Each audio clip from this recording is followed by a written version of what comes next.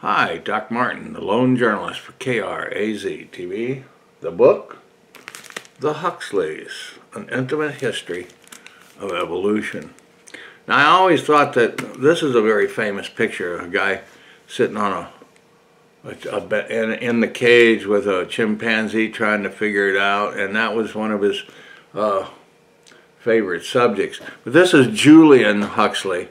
The father was Leonard Huxley, and the great-grandfather, who it's really started all about, was T.H. Huxley, who was the proponent and reinforcer and really pushed on Darwin to get it out and to go with the line of evolution. So Alison Bashford writes the book. She is a laureate professor in history and director of the Laureate Center for History and Population at the University of New South Wales in Australia. In 2021, she received the Dan David Prize for her contributions in the history of medicine. So that's kudos to her. Anyway, 200 years of modern science and culture told through our family history. These momentous biography tells the story of the Huxleys, the Victorian natural historian Thomas Henry Huxley, Darwin's Bulldog, and his grandson, the scientist, conservatist, and zoologist Julian Huxley.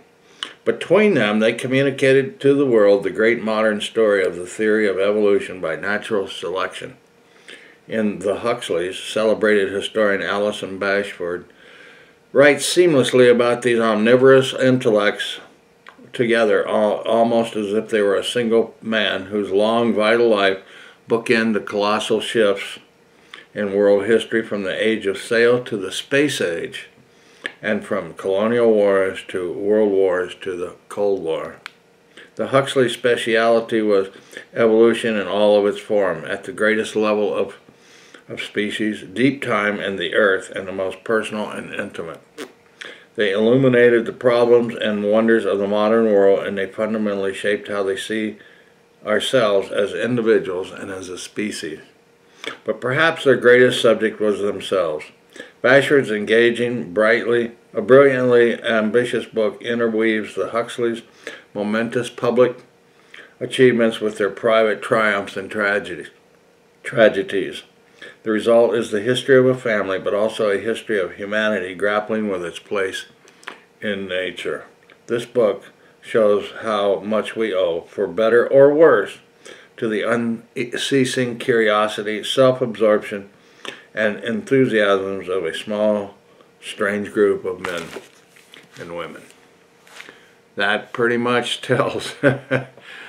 Oh, God. The whole family, though, I don't want to go into their tragedies a whole lot here, but they had melancholy and bouts that caused them, to, well, shun things for a while and then go back off and all of that. And it didn't get better through their lives as they got older. It just, anyways. Julian was the grandchild. The son just of Huxley bowed out of science more or less, and so grandfather picked Julian because Julian wanted to learn about science and all that. So, but Aldous Huxley, his other brother, wrote the book Doors of Perception and A Brave New World and all of that. So it was Aldous Leonard Huxley, Noel, and Julian, and Maria, Juliet. So he had a sister and three other brothers, Noel, Aldous, and no, there was Laura. Oh no, that's who they married, I see. So anyways, Julian was the middle child, a son, and grandfather doted on him, and he went to Eton, and he had a super education. He knew everybody, and when he was working in his life, in a younger life, he always lived at the zoo. There was an apartment there, and so he became, well, the zoologist. He met the Queen and all of these things. Now, this was before World War II, so there was World War I took up a lot of people. It was in the 20s and all of this.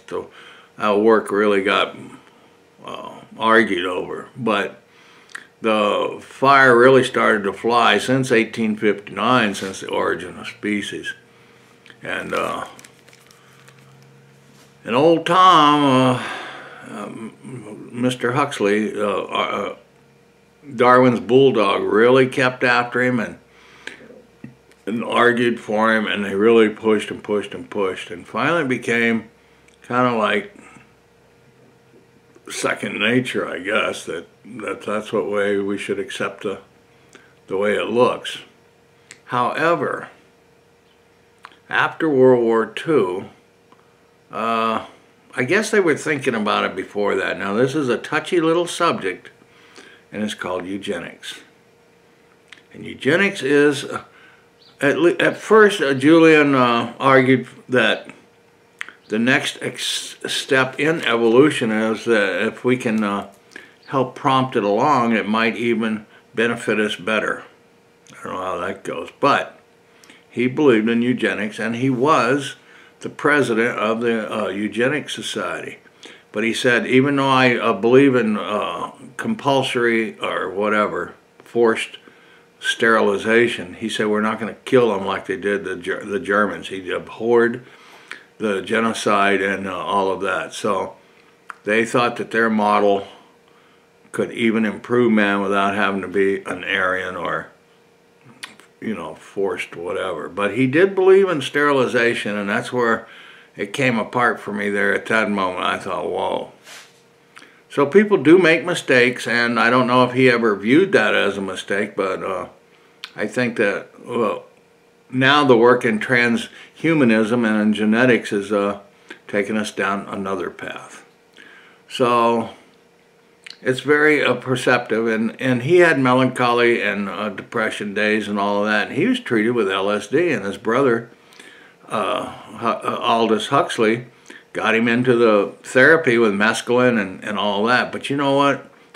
I don't know if it really works or not, because if you're in a state of mind and then all of a sudden you do LSD, I'm telling you what, it puts you in another state of mind, and you better learn about what am I tripping on, because LSD is a powerful, powerful drug. But anyway, people like Cary Grant, you know, they said he used LSD or was put under by his clinician 100 times. Did it help him? I don't know. So the story goes on. People have been exploring all of these years.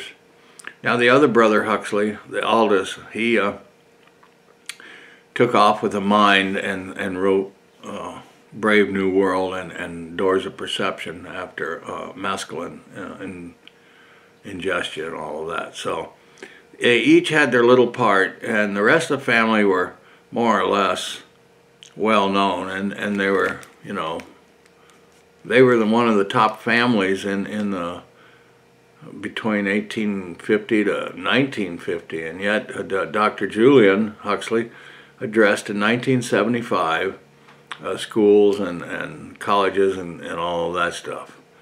So it's a story that's, well, it needs to be told, and we need to learn it, and the best way to learn it is learn about it from the family. So this really gives you a real close and unabashed picture of what Bashford, pun, right, has done with this story. So it's the Huxleys, An Intimate History of Evolution by Alison Bashford. Get this book like we did at the public library. Thank you, and let's see who put out the book.